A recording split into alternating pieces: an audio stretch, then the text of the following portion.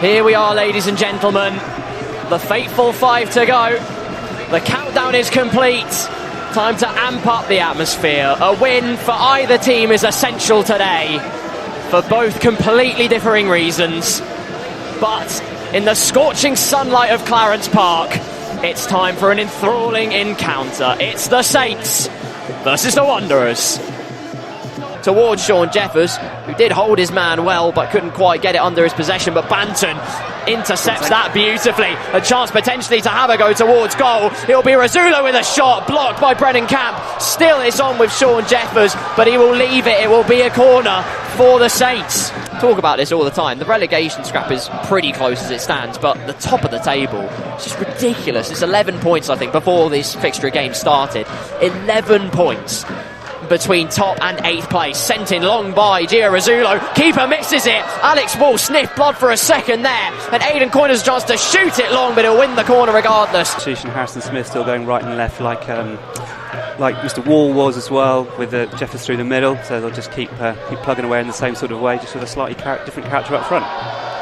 Alfie Rutherford stood in front of it, and actually Michael Johnson hit the ball on Alfie Rutherford. He's got a great chance here to keep his composure and shoot, trying to get it in. Extremely well defended by the Saints on that occasion. James Sweet is there, ready to take on Niall McManus, feinting one way and then the other way, sending it into the middle. Aidan Coyne, then to Gio Razzulo, just outside the box. Could think about trying to create some space and have a shot. Looks to do so, curling it through, and you know what? It wasn't far off. 6 minutes of added time in this first half. Dorking looked for the cross to the far post, cleared briefly, and Niall McManus looks for the volley, deflected wide on the left hand side. Has resulted in one substitution so far. Alex Wall off for Harrison Smith for the home side. Bouncing up in the air hopelessly and aimlessly, waiting for anyone to clear it or make something of it. Dorking with a chance, they've sliced through everyone. Charlie Carter, and quick moves, quick passing have resulted in a smash and grab for the away side at the end of this first half. And Dorking have the advantage at the end of this first stanza. St Albans City 0, Dorking 1. Well, we were worried about their quick passing earlier on, and once again it's come down the right, and that was a really clean finish, wasn't it? Put it absolutely where Johnson had no chance to get it. I definitely think, as far as Saints are concerned, he's done a terrific job. Brandon Mason, with a bit of pace and purpose, gets it to Razzulo, looking to send it through the middle towards Aidan Coyne. Great touch from Aidan Coyne. A chance to shoot, it's on target, but not enough strength behind it to fully challenge Harrison Folks. A good move, though, from the Saints. Absolutely. Trying to be flicked on by Zane Banton towards Coyne, still under Josh Taylor's spell. Into the box it goes, rolling and rolling some more, being held up, trying to win any sort of thing. Michael Johnson saves it as Charlie Carter looked for double trouble. I thought he conceded it. I take it back, he has come out of his shell, and Brandon Mason as well, being able to find some space, twisting and turning, being able to, just trying to track him, but he's going to keep twisting and turning, win the ball back on the left hand side. Big chance for a penalty, but foul conceded. The Saints are up in arms, they can't quite believe it hasn't gone their way. Brandon Mason is down in some discomfort, but they've got to convert it into goals.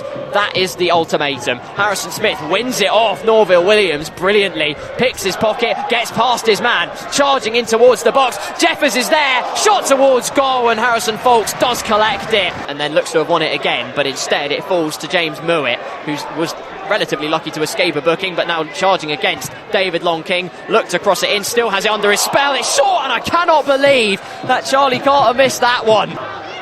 He did indeed. Jack James with acres of space. What kind of mark can he make on this particular fixture? Back from injury is Jack James, with a chance to run through the whole team. Still he goes, still he shoots, deflected off a Dorking player. He's won a corner in a heartbeat. Dulo with his arm up in the air, another corner comes flying in towards the middle, and it's David Longe-King. That is absolutely fantastic. What a take by David Longe-King, because heavy is the head that wears the crown. Royalty here at Clarence Park has been bestowed from David Longe-King. Absolutely fantastic, and suddenly it's turned sour. There's a big scrap going on between Saints and Dorking players. It's not what you want to see, as David Longe-King has just scored an absolutely astonishing goal to make it 1-1. Suddenly, tempers flare in the Clarence Park. What a hit that was. Absolutely extraordinary. corner swung in and he met it so sweetly from just around the penalty spot right into the corner. No saving that at any kind of level. Josh Taylor, they've kept their long throwing specialist on the pitch. He's trying to make amends for it. Oliver Davis brought down but cleared well out of danger into the Dorking half, and chasing is Zane Banton. They can't get it under their spell, and he sent it through to Sean Jeffers, who can't get it past Harrison Foulkes, who just can't get it sliced past him. He had acres of space to work with, plenty of time, but just couldn't quite execute it. Header remains loose and James Sweet's just going to run onto it.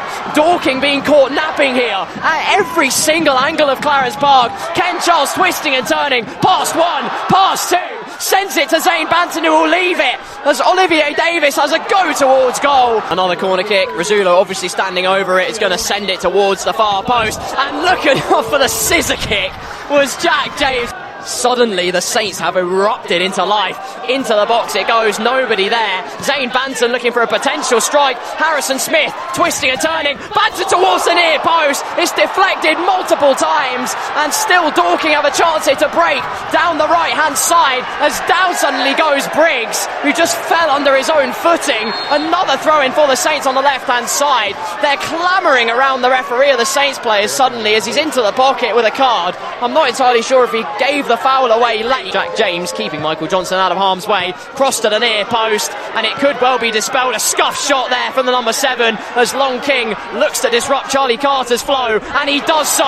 Oliver Davis has a great chance to break, but the referee blows the whistle on the break.